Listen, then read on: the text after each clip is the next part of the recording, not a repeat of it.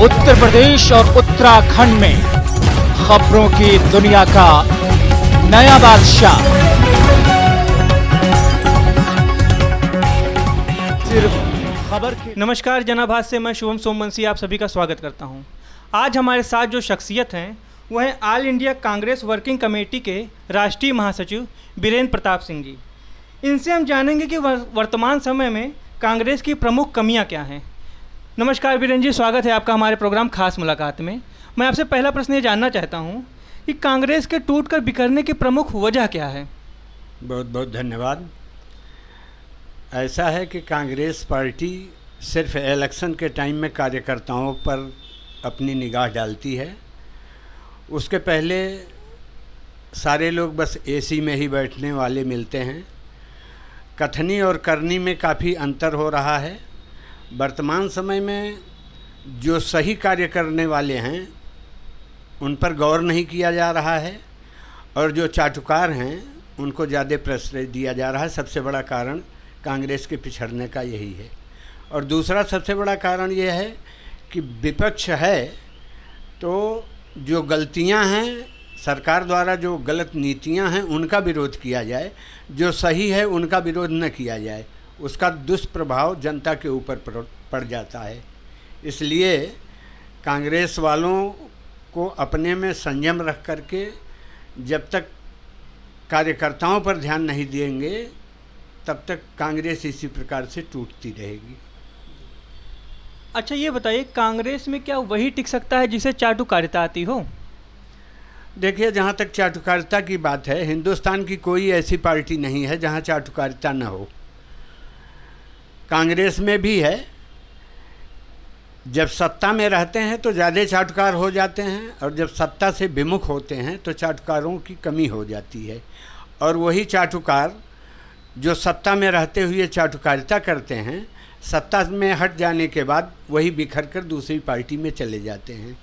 हाँ, कुछ हद तक आपकी बात से मैं सहमत हूँ कि जो चाटुकार हैं उन्हीं को ज़्यादा मौका मिलता है, जो कर्मठ हैं वो पीछे रह जाते हैं।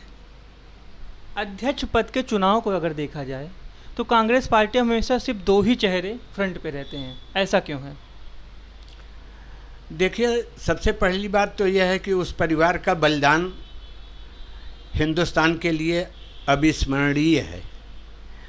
और जहाँ तक राहुल जी की बात है, जिस पर लोग काफ़ी कमेंट्स करते हैं, वह व्यक्ति जो कहता है बाद में वही सत्ताधारी करते हैं, लेकिन जब वो कहते हैं तो उनका मजाक उड़ाया जाता है, उनको पप्पू कहा जाता है। कुछ चीज़ें हैं जो बिना विचारे कह दी जाती हैं, उन पर ध्यान देना होगा। रह गई दूसरे किसी भी व्यक्ति को अध्यक्ष पद देने के लिए, तो मैं मानता हूं कि राहुल गांधी जी बहुत बुरे नहीं हैं।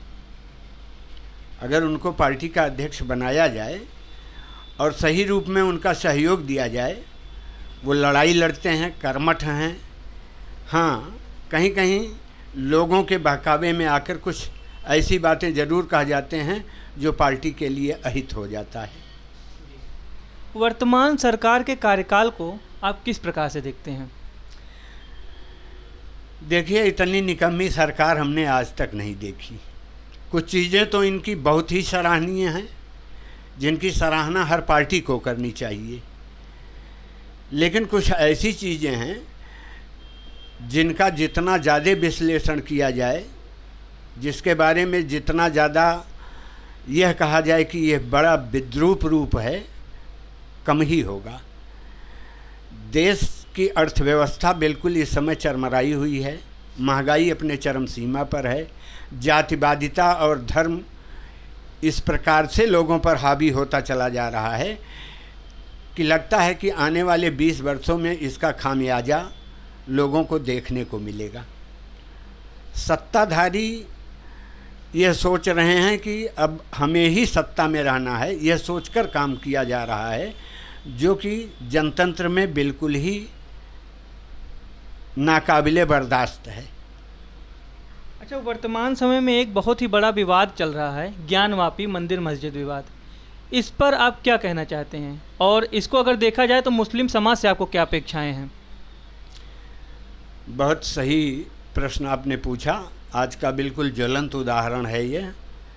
देखिए, ज्ञानवापी मस्जिद ही नहीं, मुसलमान भाइयों से तो मेरा अनुरोध है कि वे सत्ता पक्ष को यह कह दें कि आपको जहाँ जहाँ शक है वहाँ वहाँ आप अपना निरीक्षण करवा लीजिए, और निरीक्षण करवाने के बाद यदि आपको कोई सबूत मिलता है तो सहर्ष आप उसको ले लीजिए, हमें कोई आपत्ति नहीं है। इस प्रकार से यदि मुसलमान भाई कहते हैं तो देश में जो अराजकता फैल रही है, जो वैमनस्यता फैल रही है, जो हिंदू मुस्लिम का बंटवारा लोग कर रहे हैं, ये अपने आप समाप्त हो जाएगा। हाँ, यह तो मानना होगा कि हिंदुस्तान में मुग़लों से पहले सारे धार्मिक स्थल हिंदुओं के ही थे। कुछ आक्रांताओं ने ज़बरदस्ती तोड़फोड़ किया है, इसको नकारा नहीं जा सकता है। इसलिए मुसलमान भाइयों से मेरी अपेक्षा है कि वे यह कह दें कि आपको जहाँ जहाँ शक हो उन जगहों पर आप निरीक्षण करें, यदि कोई सबूत मिलता है तो आप उसे सहर्ष ले लें। यही इस देश के लिए हित में होगा, और यही इस समाज के लिए हित में होगा, और यही हिंदू और मुसलमान दोनों के हित में होगा। आप थे बीरेंद्र प्रताप सिंह जी, जिन्होंने बहुत ही अच्छे तरीके से अपनी राय सभी प्रश्नों पर रखी। खबरों के लिए देखते रहिए जनाभास, जन जन का खास।